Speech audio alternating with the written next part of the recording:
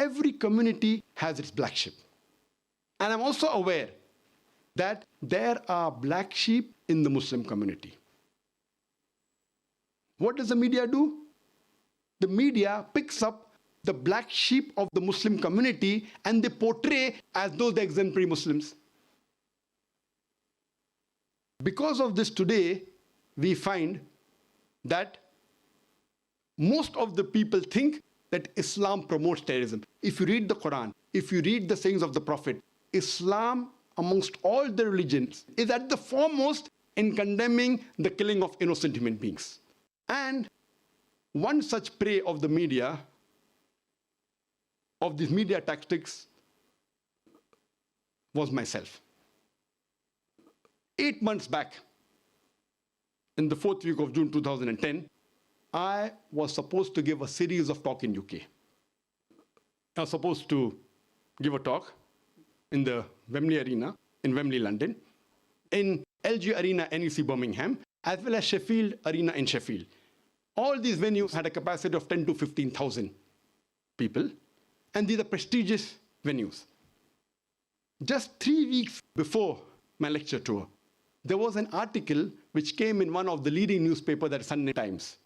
Sunday Times, it gave an article, Muslim preacher of hate let into Britain. And this article, it gave portions of my speeches, which were either quoted out of context or they were misquoted. And it portrayed me as a preacher of hate, a person who promotes terrorism.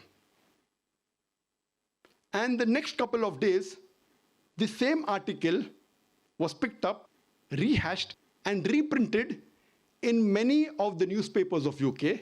Not only newspapers of UK, but newspapers internationally, including the newspapers of India.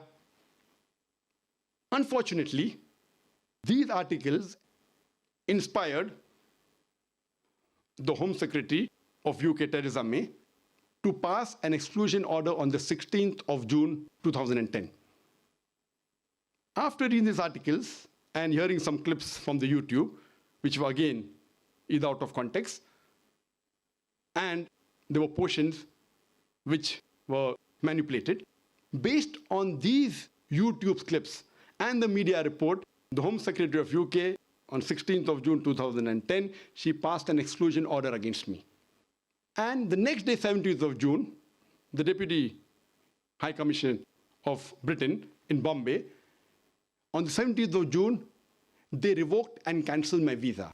I had a valid 5 years multiple entry visa to UK, which was issued on the 15th of July 2008, valid till 15th of July 2013. I've been coming to UK since the past 20 years. I've come several times, and for lecture tours several times.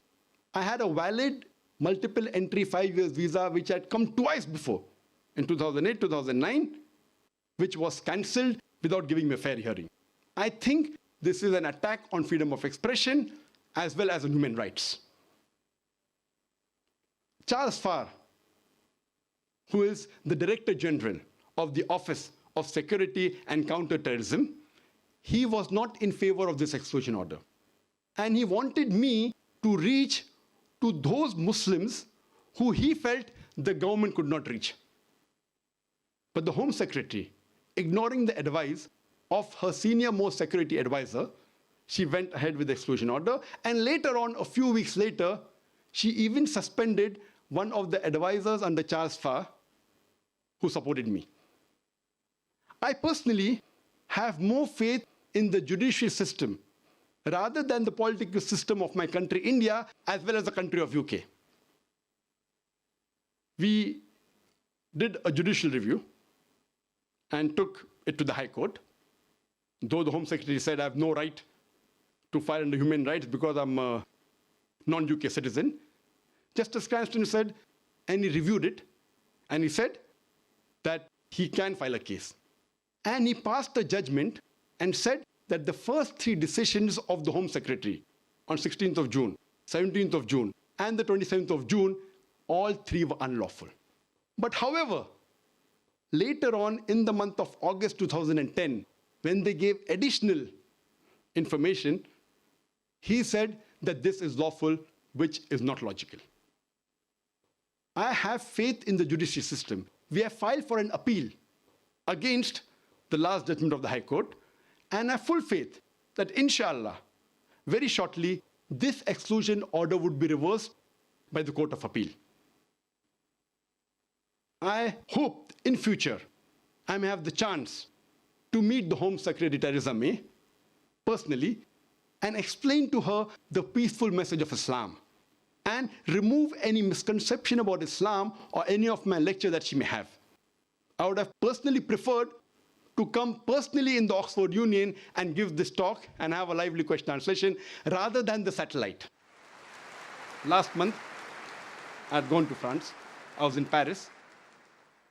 We had a board meeting of our trust, Islamic Research Foundation International, which is based in UK, as well as Universal Broadcast Limited. Because I could not come to UK, I called the board members to Paris, and I was shocked. Normally, the world feels that France is more strict against Islam than UK. But when I applied for visa, I got it within 1 hour. And we had the board meeting there.